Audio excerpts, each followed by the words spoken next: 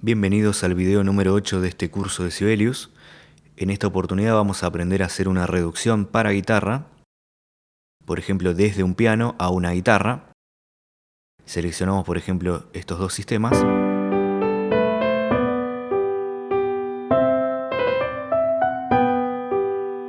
Bien, esto es lo que vamos a pasar a guitarra. Venimos a introducción de notas. Primero vamos a agregar una guitarra clásica de notación.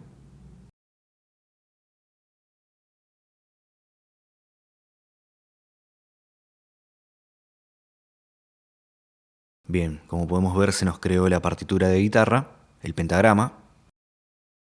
Vamos a copiar esto, lo vamos a reducir para que suene en la guitarra. Vamos a introducción de notas, vamos aquí al botón de reducir, usar como pentagrama destino y elegimos la guitarra. Le damos a aceptar y podemos ver cómo efectivamente se creó la reducción desde el piano a la guitarra.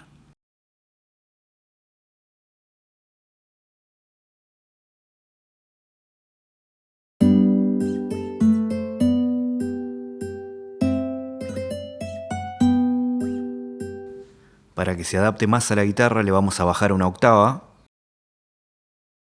control más la flecha abajo.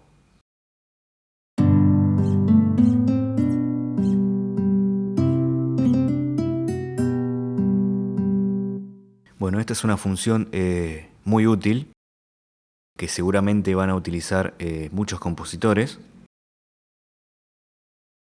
Lo único que hay que tener en cuenta es que hay que adaptar ciertas melodías o digitaciones que lo requiere el instrumento destino, ¿sí? Si es una guitarra debemos adaptar las octavas que alcanza la guitarra, por ejemplo en este caso que pasamos del piano a la guitarra. Bueno, espero que les haya sido de utilidad y seguimos adelante.